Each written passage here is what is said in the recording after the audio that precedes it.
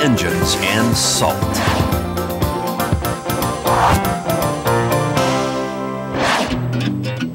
You know, there's no better way to spend a day than playing 18 rounds on a grassy field of holes. Some 50 million golfers around the world do it.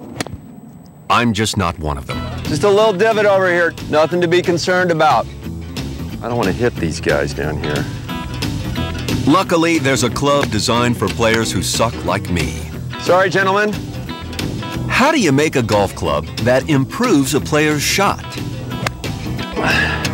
It's a tough shot because of that big body of water right there between me and the hole. To find out, we head to the Ping Company in Arizona, where they're testing out the prototype of a club that is very forgiving, of my swing at least. This is Dr. Paul Wood. He's a research project engineer here at Ping. This is a new line of Ping clubs, and it has been described to me as a forgiving club. We're trying to make a club that pretty much no matter where you hit it on the face, because let's face it, not all golfers hit out of the middle. I hit on the sweet spot. You may do. I don't. So I'm making a club more for me than you. I can't golf at all, Paul. Usually, when a club head hits the ball off center, it rotates, which causes the ball to stray. That's because the mass of the head is evenly spread out, but the G10's mass is pushed to the edges. This is known as perimeter weighting. And the result is a bigger sweet spot and a straighter shot. When you hit away from the center of the club, it doesn't twist as much. So thus more forgiving. More forgiving.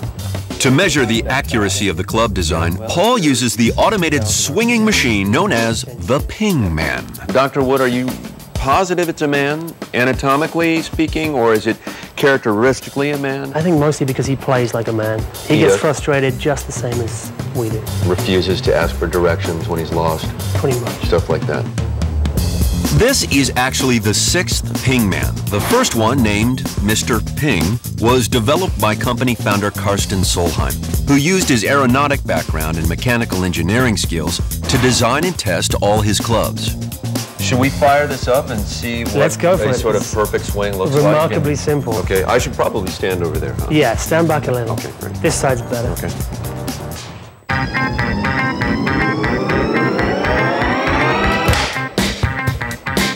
As the ball is hit, a Doppler radar measures the trajectory. So up here on the board, we can kind of see the characteristics of that particular swing. Right, let's track that exact ball flight. Okay, so 114 miles per hour? Right. Okay, and then we shot it, what, 160? Carry distance there, 164 yards. Okay. So we're moving the ball. Next, Paul shifts the ball slightly to the right so the Ping Man hits the ball a little off center. It's going to be half an inch off the toe. Okay, so this is off the toe, and is everyone out here okay? It'll be fine. It'll still go pretty straight, I promise.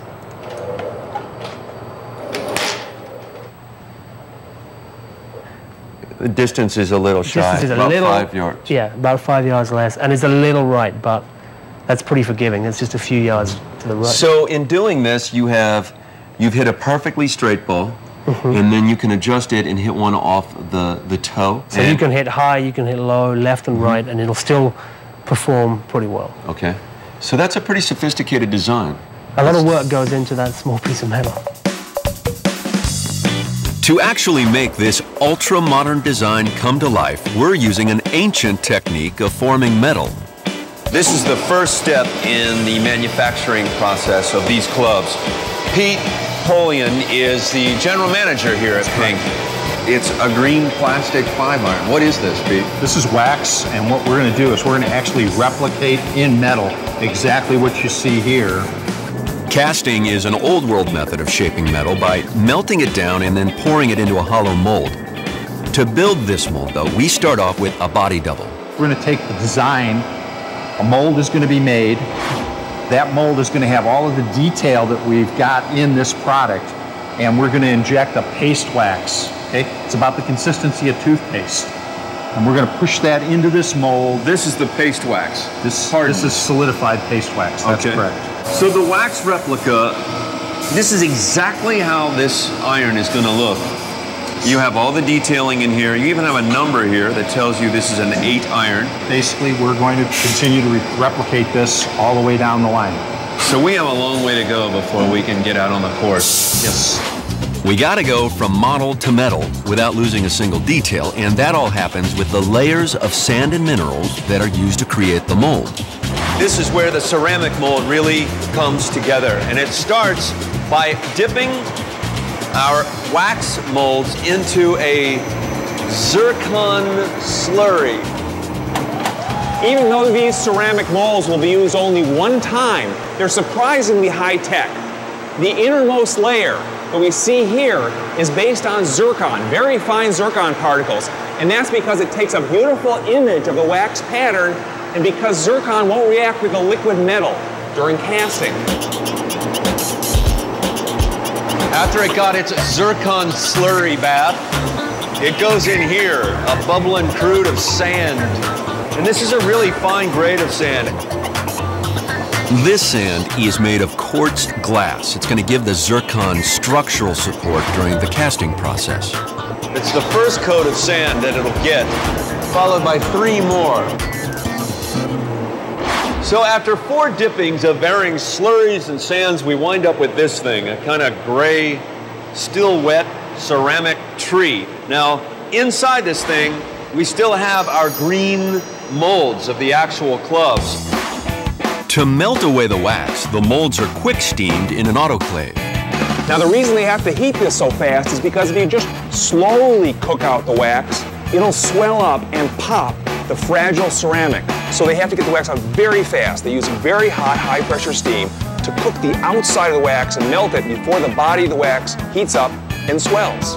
The added pressure also helps hold the mold together, and finally the wax just comes out without breaking this fragile piece of ceramic. To harden the ceramic for the molten metal, the molds go into a furnace. Whoa! And it's hot. Check it out. When it's really hot and 120, 125 degrees in Arizona, and you're working in here where it's 1800, how do you keep these guys from passing out? The aluminized gear, they hydrate. They can't go out and party the night before. They have to kind of be dedicated Monday through Friday for this. You can't party to work here, huh? Not much. This whole crew could not last 1 day in this job then. When we come back, I try to muster some courage to work with molten metal. Slag pancake.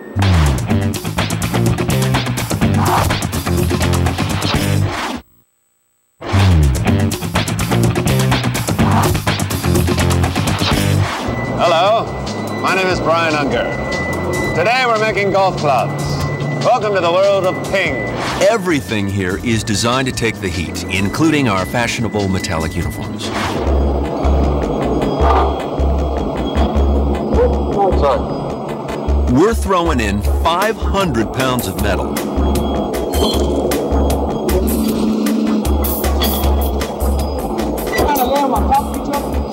Well, I'm sort of throwing them in because, frankly, I'm a little scared, Ed. Actually, I'm a lot scared. And to melt this metal, we have to take it up to 3,000 degrees.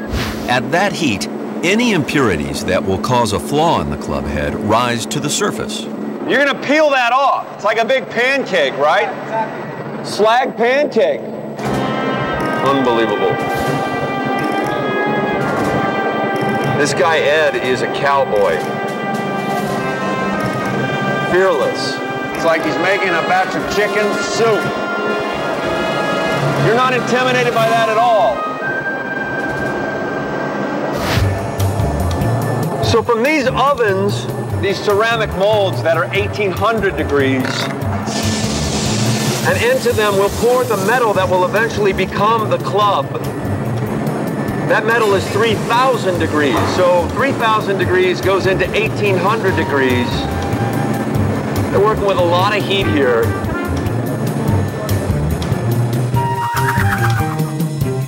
The metal-filled molds are then brought outside to the relatively cool desert heat.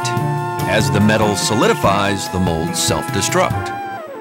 When they put fused silica or quartz glass into the molding material, they made it so it was temperature sensitive. When the liquid metal heats that up to tremendous temperature, that quartz glass crystallizes. And as it cools back down, the crystals change shape and shatter the entire mold. So it just crumbles in your hands.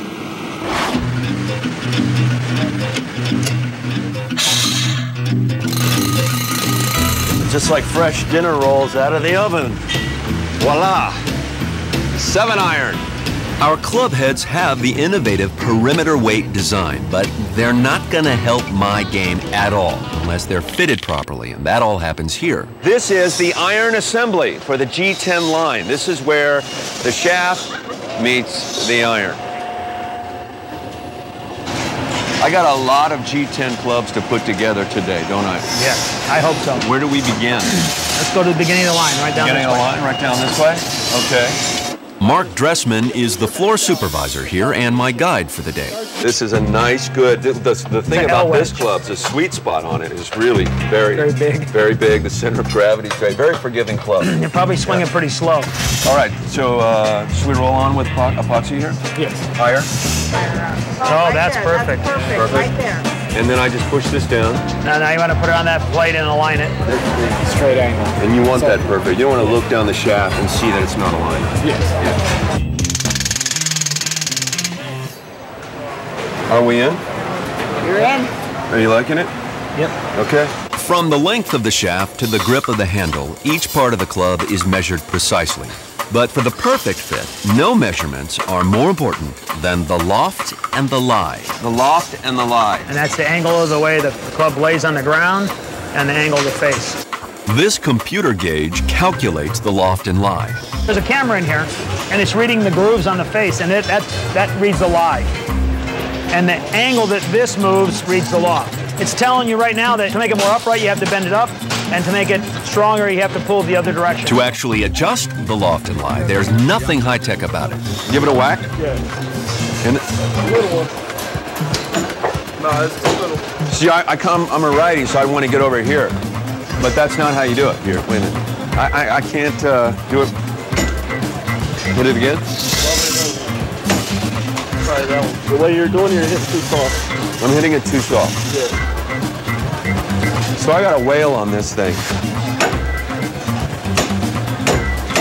What do you think, Terry? Think about another tap.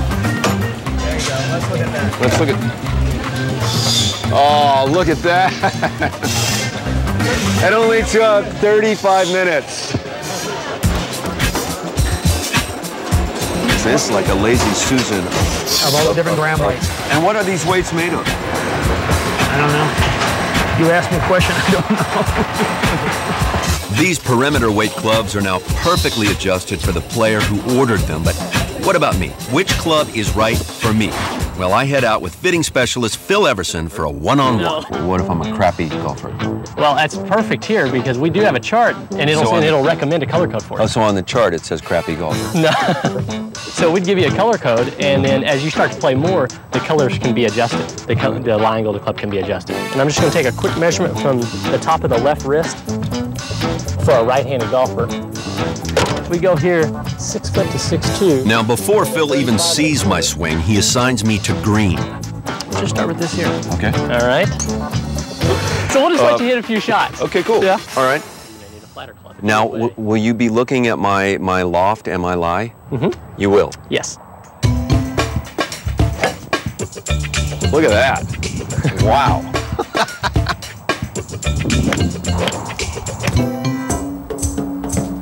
Sadly, I'm really trying to hit the ball.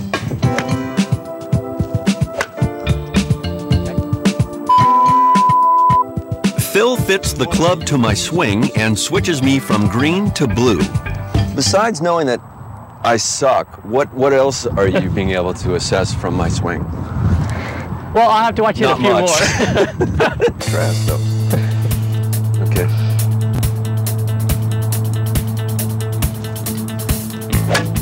And a better golfer is born. Good thing you put that fence up for me. That's right. There you go. So I'm hitting them much straighter Right. than when I did when I started, after the Right. adjustment. So there's actually something to this. Exactly. Yeah, believe it or not. Coming up, race cars that are actually environmentally friendly. We're at 170 miles an hour right now.